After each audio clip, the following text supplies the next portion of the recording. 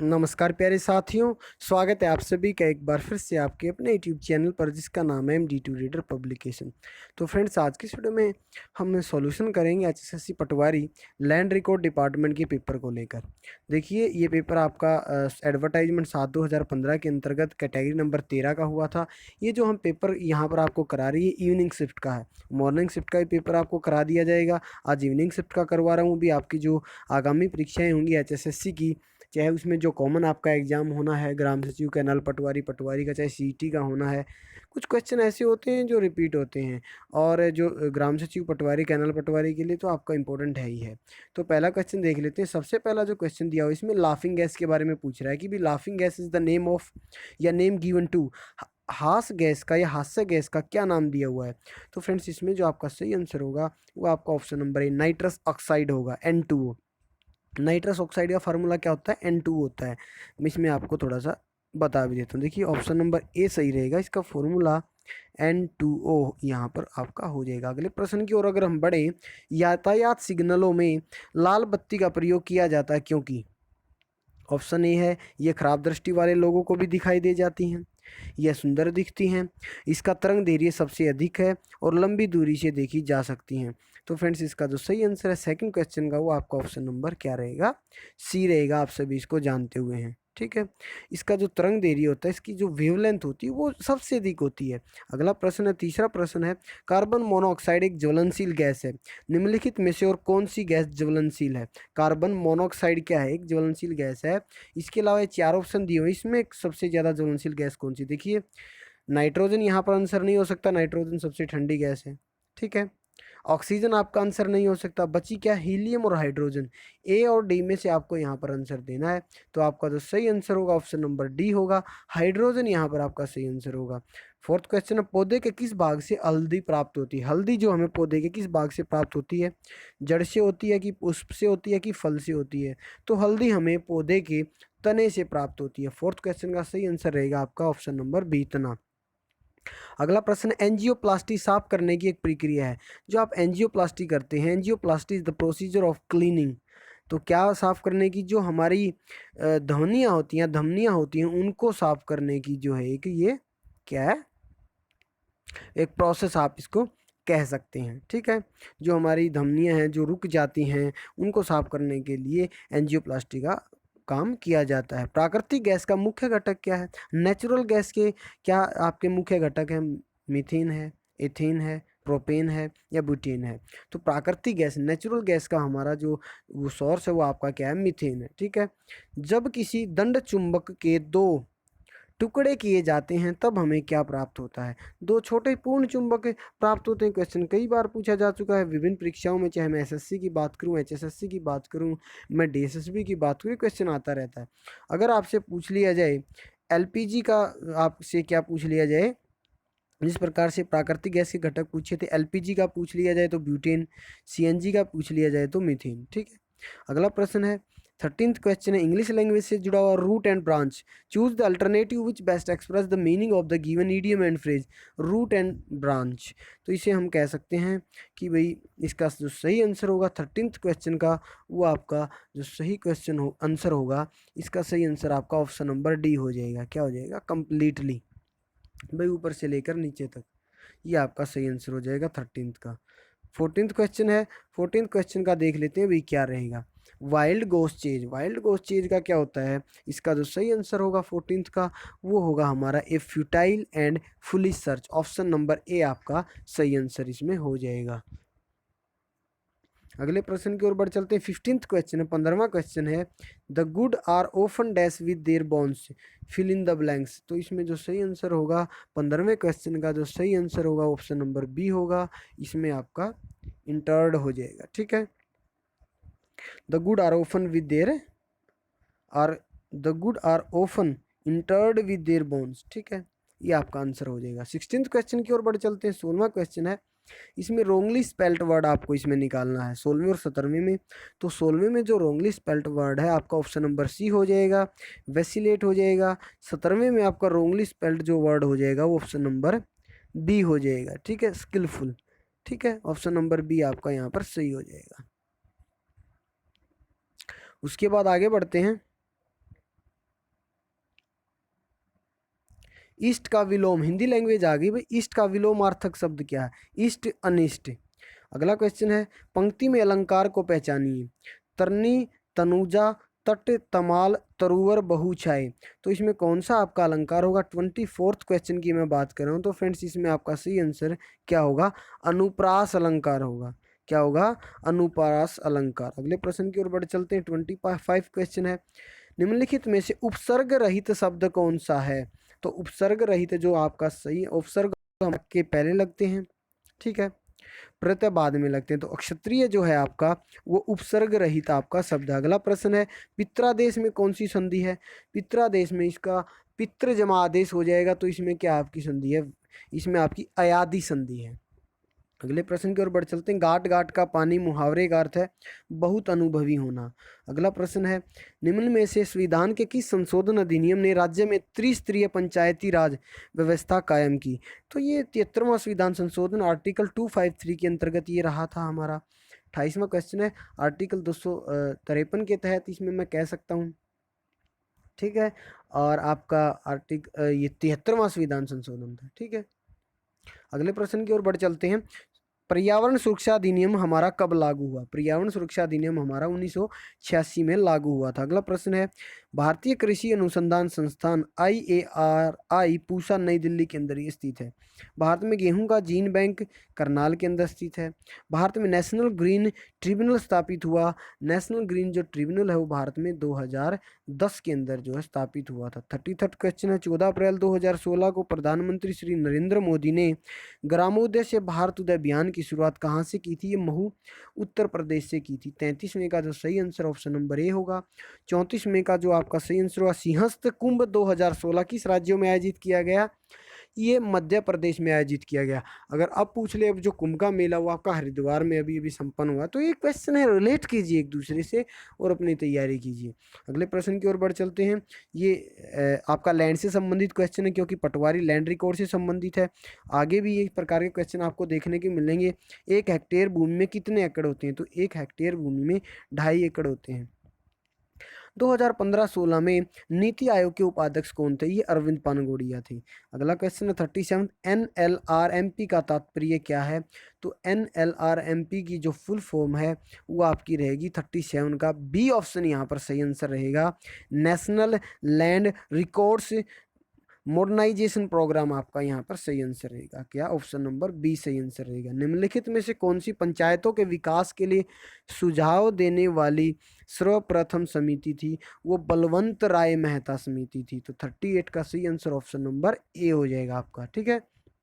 अगला प्रश्न 39 का, महात्मा गांधी राष्ट्रीय ग्रामीण रोजगार गारंटी स्कीम कब प्रारंभ हुई? ये 2006 के अंदर प्रारंभ हुई। पहली कृषि संगणना या गणना कब हुई? 1970 और 1971 के अंतर्गत हुई थी। नेशनल डेयरी NDRI कहाँ पर स्थित है? करनाल के अंदर। इसकी स्थापना 1955 के अंदर हुई थी। ये बार बार मैं आपको बता चुका हूँ, ठीक है। अगले प्रश्न की ओर बढ़ चलते हैं। नागार्जुन सागर बांध किस नदी पर है? वो कृष्णा नदी के ऊपर है। हरियाणा में सबसे अधिक साक्षरता वाला जिला कौन सा है? आप सभी जानते हैं, गुरुग्राम है। फरीदाबाद में कौन सी फैक्ट्री है? रबर टायर फैक्ट्री भी है, ट्रैक्टर फैक्ट्री भी है और रेफ्रिजरेटर फैक्ट्री भी है। ये तीनों ही आपकी फरीदाबाद के अंदर स्थित है। भारत की भैंस की कौन सी नस्ल सबसे अच्छी मानी जाती है? मुर्रा नस्ल भारत की, हरियाणा की, माफ़ कीजिए, हरियाणा की भैंस की कौन सी नस्ल सबसे अच्छी मानी जाती है? ये जो है मुर्रा सबसे अच्छी मानी जाती है। 45 का सही आंसर ए ऑप्शन हो जाएगा। 46, हरियाणा का राजकीय खेल कौन सा है? हरियाणा का राजकीय खेल हमारा कुश्ती है। हरियाणा साहित्य अकादमी की मुख्य पत्रिका कौन सी है? हरिगंधा। अंतरिक्ष वैज्ञानिक कल्पना चावला का जन्म करनाल के अंदर हुआ। तरावड़ी तराइन में लड़े गए प्रथम युद्ध, देखिए 2 युद्ध लड़े गए, 1191 में, 1192 में। तो पहला युद्ध पृथ्वीराज चौहान ने जीता, दूसरा आपका मोहम्मद गौरी ने जीता था। 1857 के स्वाधीनता संग्राम में राव तुलाराम ने किस क्षेत्र में अंग्रेजों का मुकाबला किया? नारनौल के अंदर और रेवाड़ी के अंदर। बुजनी आभूषण धारण किया जाता है। तो 51 का सही आंसर बुजनी आभूषण। इसमें कुछ बच्चे नाक कह रहे हैं, कुछ कान कह रहे हैं। तो बुजनी जो आपका आभूषण है वो आपका कानों में धारण किया जाता है, ठीक है। सोना नगर किस कारण प्रसिद्ध है? गर्म पानी के कुंड के लिए है। बाण भट्ट किस राजा के मित्र व राजकवि थे? ये हर्षवर्धन के थे। प्रसिद्ध भारतीय शास्त्रीय गायक या संगीतक पंडित जसराज शास्त्रीय संगीतक का जन्म कहाँ पर हुआ? हिसार में हुआ। ठीक है। शिव की और देवी की ये उपासना करते थे। इनका जन्म जो है 28 जनवरी 1930 को हुआ। सरस्वती वन्यजीव अभ्यारण्य कहाँ पर स्थित है? कैथल के अंदर स्थित है। हरियाणा में राज्यपाल के रूप में सर्वाधिक कार्यकाल बीएन चक्रवर्ती का रहा। Indian institute of management Rohtak के अंदर स्थित है। हरियाणा के किस शहर में सबसे पहले मेट्रो आई? गुड़गांव के अंदर आई। पहली पर्वतारोही महिला पर्वतारोही 2 बार माउंट एवरेस्ट पर फतेह की? संतोष यादव। नवग्रह कुंड के कारण छोटी काशी कैथल को कहा जाता है। सिंही गांव फरीदाबाद के अंदर स्थित है। इसमें संत सूरदास का जन्म हुआ। महाराजा अग्रसेन का संबंध अग्रोहा से है। हरियाणा को पूर्ण राज्य का दर्जा 1 नवंबर 1966 को मिला। पश्चिम यमुना नहर जो ताजेवाला हथनीकुंड बैराज यमुनानगर से निकलती किस किस जिले की सिंचाई करती? रोहतक, सोनीपत, करनाल, पानीपत की भी करती है। हरियाणा के किस जिले का मुख्य नारनौल में स्थित है? महेंद्रगढ़। बाबा रामदेव का जन्म महेंद्रगढ़ जिले में हुआ। इनके गुरु का नाम आचार्य बलदेव था। सिंधारा उपहार बेटी या बहन को किस अवसर पर दिया जाता है? ये तीज पर दिया जाता है। सूर्य के सबसे निकटतम कौन सा ग्रह है? बुध और शुक्र सूर्य के सबसे निकट हैं। भारत के उपराष्ट्रपति के पद पर लगातार 2 बार डॉक्टर एस राधाकृष्णन रहे। निम्नलिखित में से 17वां क्वेश्चन है, निम्नलिखित में से कौन सी आर्थिक क्रिया नहीं बनेगी? तो फ्रेंड्स इसका जो सही आंसर होगा आर्थिक क्रिया हमारी ऑप्शन नंबर सी, घर में अपनी बेटी को पढ़ा रहा अध्यापक, ये आर्थिक क्रिया नहीं बनेगी। उससे कोई या ये इकोनॉमिक्स प्रॉफिट इसको नहीं हो रहा है। 1999 में कारगिल में सैनिक कार्रवाई को क्या नाम दिया गया? ऑपरेशन विजय। फेमिना मिस इंडिया 2016 कौन है? फेमिना मिस इंडिया 2016 प्रियदर्शनी चटर्जी हैं। 72 की मैं बात कर रहा हूँ, प्रियदर्शनी चटर्जी। ठीक है। उसके बाद 2019 की अगर मैं बात करूं, सुमन राव ने किताब जीता था। 73 केंद्रीय मंत्रिमंडल ने सभी के लिए घर प्रस्तावित किस वर्ष तक किया? 2022 तक। ये स्कीम सेंट्रल गवर्नमेंट की। भारतीय संविधान के किन संशोधन द्वारा प्रस्तावना में 2 शब्द समाजवादी और धर्मनिरपेक्ष जोड़े गए? 42वीं। अगला क्वेश्चन है 75 वित्त आयोग। वित्त आयोग क्या है? पंचवर्षीय योजनाएं बनाता है, मौद्रिक नीति तैयार करता है, केंद्रीय सरकार के कर्मचारियों के वेतन में संशोधन की सिफारिश करता है, केंद्र और राज्यों के बीच संसाधनों के बंटवारे पर निर्णय लेता है। तो 75 का जो सही आंसर है वो ऑप्शन नंबर डी, केंद्र और राज्यों के बीच संसाधनों के बंटवारे पर निर्णय लेता है। चर्बी लगे कारतूस के प्रयोग से इनकार करने वाला पहला भारतीय कौन था? मंगल पांडे था। सिपाही की बात कर रहा हूँ। 77 इकोनॉमिक्स से है। मुद्रास्फीति के समय के दौरान कर की दरों में निम्नलिखित में से क्या होगा? वो वृद्धि हो जाएगी। ठीक है, क्या हो जाएगी? वृद्धि हो जाएगी। अगला प्रश्न है 78 रीजनिंग से है। ये 5 का स्क्वायर है, 5 का क्यूब है। 6 का स्क्वायर, 6 का क्यूब क्या होगा आपका? 216 हो जाएगा। तो 78 का ऑप्शन नंबर बी हो जाएगा। अगला फिर रीजनिंग का है, सीरीज कंप्लीट करनी है, श्रृंखला कंप्लीट आपको करनी है। तो 79 का सही आंसर ऑप्शन नंबर ए हो जाएगा। 80वां भी रीजनिंग से है, इसको भी आप करेंगे। 81 ये आपका रीजनिंग से है, ब्लड रिलेशन चैप्टर से है। यदि ये माता है डी की, बी बेटा नहीं है सी का, सी पिता है डी का, डी बहन है बी की, तो ए का बी से क्या संबंध होगा? 81 की अगर मैं बात करूं तो इसका जो सही आंसर ऑप्शन नंबर ए होगा, माता। 82 C is equal to 3, cat is equal to 24, fault का क्या होगा? तो फ्रेंड्स इसका जो सही आंसर होगा वो मैं बता देता हूँ आपको। 82 का जो सही आंसर होगा वो आपका ऑप्शन नंबर ए होगा। 60 यहाँ पर सही आंसर रहेगा। देखिए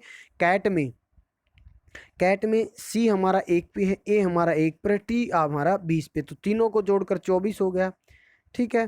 तो उसी प्रकार फोल्ट का अगर हर उनके नंबर प्लेस वैल्यू को जोड़ें तो हमारा 60 आंसर हो जाएगा। इसी प्रकार 83 है, उस विकल्प का चयन कीजिए जो अन्य 3 से भिन्न हो। तो आपको यहाँ पर विषम निकालना, तो इसका 83 का जो सही आंसर होगा ऑप्शन नंबर ए हो जाएगा, XZYP 84। ये भी रीजनिंग का क्वेश्चन है। इसमें आपको चिन्ह को जो है पुनर्स्थापित करके और इसका आंसर आपको बताना है, जो कि आपका यहाँ पर आंसर हो जाएगा 84 का ऑप्शन नंबर सी यहाँ पर सही आंसर हो जाएगा। 85 का ये भी रीजनिंग से जुड़ा हुआ है। इसमें क्या करना है, दिए गए विकल्प में वह सही विकल्प चुनिए जो अनुक्रम को पूरा करे। तो सीरीज को कंप्लीट करना है 85 को, 1 3 8, ठीक है, 2 5, और इस प्रकार से हमारा जो गैप है वो बढ़ता जा रहा है। ठीक है, 11। तो इसमें जो सही आंसर हो जाएगा हमारा 85 में, वो आपका ऑप्शन नंबर है 89 हो जाएगा। ठीक है। जैसे 1 दूनी 2 जमा 1 मल्टीप्लाई बाय 2 ऐड 1 किया हुआ 3 into 6 plus 2 3 into 2 is equal to 6 plus 2 8 हो जाएगा। 8 इंटू 2 16 प्लस 3 हो जाएगा। 19 इंटू 2 38 प्लस आपका इसमें कितना हो जाएगा 4 हो जाएगा। फिर 42 मल्टीप्लाई बाय 2 प्लस 5 89 यहाँ पर आपका सही आंसर हो जाएगा। इसी प्रकार से एक परीक्षा में सफल हुए विद्यार्थियों में राहुल को 11वां स्थान मिला व नीचे से 47वें स्थान पर ही आपका क्या है सीटिंग अरेंजमेंट आप इसको कह सकते हैं। तो इसमें आपका एक ही फॉर्मूला आप सभी जानते हैं, टोटल का जो हमारा होता है left T is equal to, इसमें आपका एक फार्मूला होता है वो आप लगाएंगे हो जाएगा total is equal to L plus R left से प्लस राइट से और -1, ये आप लगाएंगे तो इजीली आपका क्वेश्चन हो जाएगा। इसका बस मैं आपको आंसर बता देता हूँ, इसका आंसर आपका ऑप्शन नंबर डी हो जाएगा 61। फिर रीजनिंग का 87, इसका जो सही आंसर रहेगा ऑप्शन नंबर सी रहेगा। ठीक है, ये 88 का आप रीजनिंग का भी कह सकते हैं, सिंप्लीफिकेशन का भी कह सकते हैं, मैथमेटिक्स का भी कह सकते हैं। तो √25 divide by 15,625 is equal to root ऊपर क्वेश्चन मार्क यानी कि वैल्यू निकालनी है। तो फ्रेंड्स इसका जो सही आंसर होगा 88 का वो आपका क्या हो जाएगा, मेरे हिसाब से इसका जो सही आंसर होगा वो आपका 49 हो जाएगा जी। ए ऑप्शन आपका सही है, 49 यहाँ पर आपका आंसर हो जाएगा। करेंगे क्या, रूट हटा देंगे, 5 बटे जो 25 है वो 5 का है और 15,625 125 का है। ऊपर इज इक्वल टू 30,625 175 का रूट है, ऊपर वाला हमको निकालना है। यहाँ पर हम क्रॉस मल्टीप्लाई करके और यहाँ पर आपका आंसर निकल जाएगा। ठीक है, अगला क्वेश्चन फिर मैथ से है 89, इसका जो सही आंसर रहेगा वो आपका ऑप्शन नंबर बी रहेगा। 20 आपका यहाँ पर हो जाएगा। यहाँ पर आपका क्या फॉर्मूला लगाएंगे, M1 D1 is equal to M2 D2। ठीक है, मैन और आपका डेज, मैन और डेज हिसाब से आप यहाँ पर कर लेंगे तो x यहाँ पर x multiply by 8 is equal to आपका यहाँ पर हो जाएगा x माइनस फोर इंटू 10। तो इस हिसाब से आपका 20 आंसर फ्रेंड्स यहाँ पर आपका आ जाएगा, इस चीज़ का भी ध्यान रखेंगे। 90वां क्वेश्चन है, सीरीज को कंप्लीट करना है। ये आपका क्वेश्चन जो आया हुआ एपी से आया हुआ है, अर्थमेटिक प्रोग्रेशन 10th की क्लास में ये आपका चैप्टर है, 5वां चैप्टर ये है। और ये आप कर लेंगे इसको, अगर आप बोलेंगे तो चैनल पे करा भी दिया जाएगा। 90वां जो आपका क्वेश्चन है, इसका जो सही आंसर है आपका वो ऑप्शन नंबर ए 140 यहाँ पर आपका सही आंसर रहेगा। 91 है, अमूल्य अकेले किसी कार्य को टाइम एंड वर्क से मैथमेटिक्स से है, इसको भी आप करेंगे। 91 का जो सही आंसर है वो बी रहेगा, 3/2 दिन। 92 है, ये आपका जो है ट्रेन से संबंधित क्वेश्चन है, इसका जो सही आंसर होगा 92 का वो आपका होगा ऑप्शन नंबर डी 7.56 AM। उसके बाद ये आपका LCM और HCF से है 93, 3 घंटियाँ क्रमशः 9, 12 और 15 मिनट पर बचती हैं।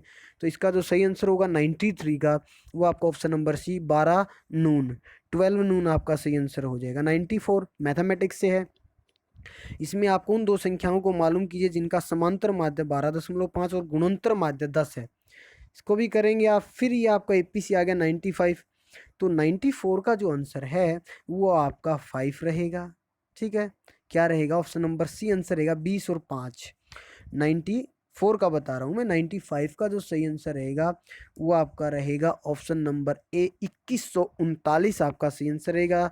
96 टाइम एंड वर्क, इसका जो आपका सही आंसर रहेगा ऑप्शन नंबर सी 30 डेज इसका सही आंसर रहेगा। सभी क्वेश्चन करे हुए हैं, मैंने इनके आंसर निकाले हुए हैं, यहाँ पर स्क्रीन छोटी है हो नहीं पाएंगे। अगर आपका रिजल्ट अच्छा आता तो शायद मैं इसको करा दूँ। फिर यहाँ पर टाइम एंड डिस्टेंस से आ गया 97 का, इसका जो सही आंसर होगा वो आपका ऑप्शन नंबर सी 100 मीटर रहेगा। 98 आप कह सकते हैं बायो से या साइंस से, चेचक होने वाला कारण, चेचक किसकी वजह से होता है, वेरियोला वायरस से। वेरियोला वायरस से जो आपका चेचक होता है, ऑप्शन नंबर बी आपका सही आंसर रहेगा। 99 पृथ्वी की आयु का निर्धारण किससे होता है, ये पृथ्वी की आयु का जो निर्धारण है वो रेडियोमेट्रिक काल निर्धारण, यानी कि ऑप्शन नंबर बी आपका सही आंसर रहेगा। आज का लास्ट क्वेश्चन है, निम्नलिखित में से कौन सा जीवाणुओं से होने वाला रोग है। तो जीवाणुओं से होने वाला रोग मेरे हिसाब से 100 का ए होगा, सुजाक गोनोरिया यहाँ पर आपका सही आंसर रहेगा। ठीक है, ये एक बैक्टीरिया से होने वाला रोग है कि ये एक आपका यौन संचालित संक्रमण से होता है। ठीक है, इसे द क्लैप के रूप में भी जाना जाता है। एक चीज़ मैं आपको बता दूं, तो फ्रेंड्स एक अपडेट थी, ये आपको बताना था, जो आपको मैंने बतानी थी आज की इस वीडियो में। या कि ये क्वेश्चन पेपर था जिसका सोल्व मैंने कराया आज की इस वीडियो में। फिलहाल इतना ही। होप वीडियो पसंद आई होगी, ज़्यादा से ज़्यादा शेयर करेंगे। धन्यवाद।